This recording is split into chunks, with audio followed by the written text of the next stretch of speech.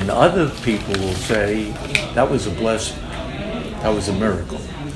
I want to leave you with one last story that is true, that all of you are aware of, but probably don't know how it really happened. When I was elected mayor, I was the first Orthodox mayor of a major city in the United States of America. I had been elected first as a city commissioner. 10 years later, I ran for mayor and won that election also. And in between that, I had been appointed by the governor as a state judge, and I served in the industrial claims court. So now I'm running for mayor. And I win that election. 3 weeks after I'm elected, Rabbi Tibor Stern, who many of you don't know because he passed on, but a Talmud Chacham, wrote many Sforim. He comes to visit me in City Hall, and he says to me, I want to talk to you about something. Thank you. I appreciate you visiting. He says to me, and I'm quoting what he said, and the way he said it. He said, Ciment, you were not elected because you're a good-looking guy. You were elected because you're going to do something for the Jewish people. I said, what am I going to do, Rabbi? He said, you're going to build an eruv in the city. An eruv? Rabbi, an eruv costs $1 million to build. We're surrounded by canals and bridges and waterways, and you're going to have to raise $1 million to do something, maybe more. You're going to build an eruv. I said, okay, God willing, I'll build an eruv. Build an eruv.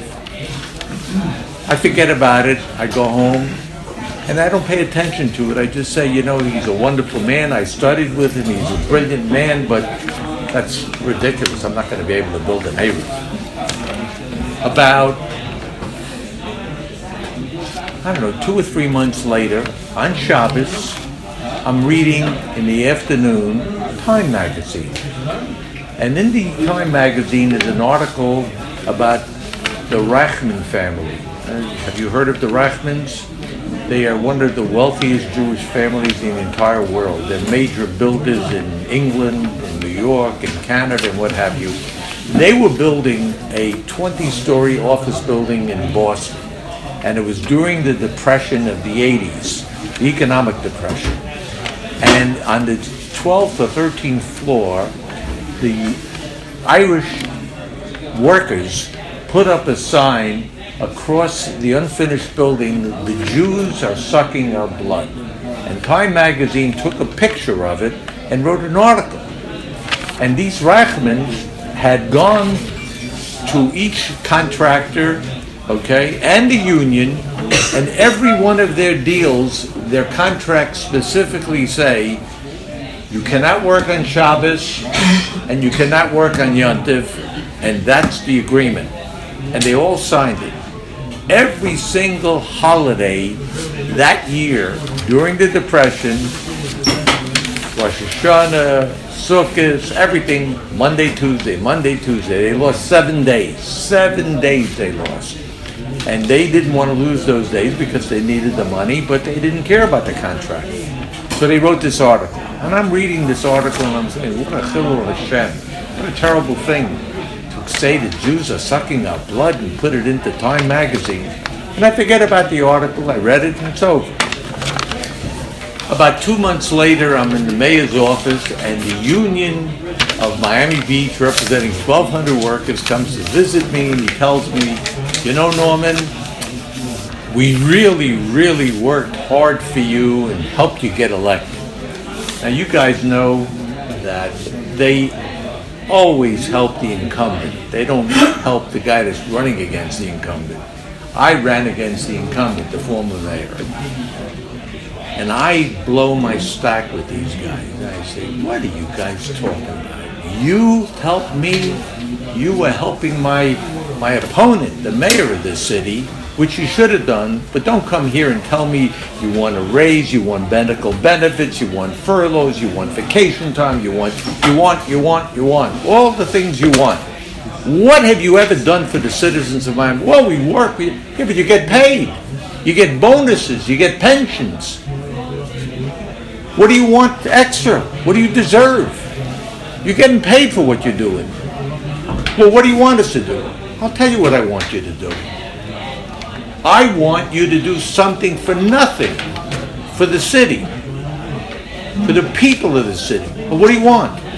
I would like for the city of Miami Beach to donate 6 cherry-picking trucks.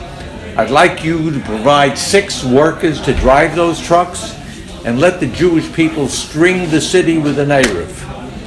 It should cost us nothing. 0.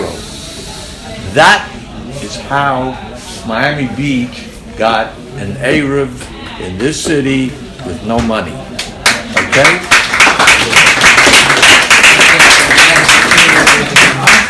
That's the truth, okay?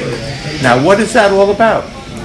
If it wouldn't have been Shabbos that I was reading Time magazine, that I learned something that was done by the Rashman family, that Rabbi Stern came to visit me and told me some way out story that I'm going to be responsible for building an eruv in this city.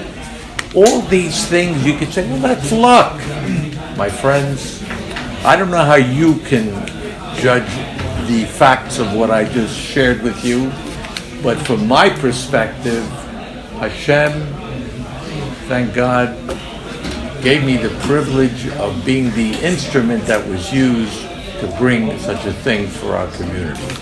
So I ask each and every one of you as you go through life, if you'll focus on the facts that are taking place in your everyday life and concentrate on what they have to do where they concern you, you will find that there's something in all these circumstances that just may change your life for the better. And I wish you all good luck.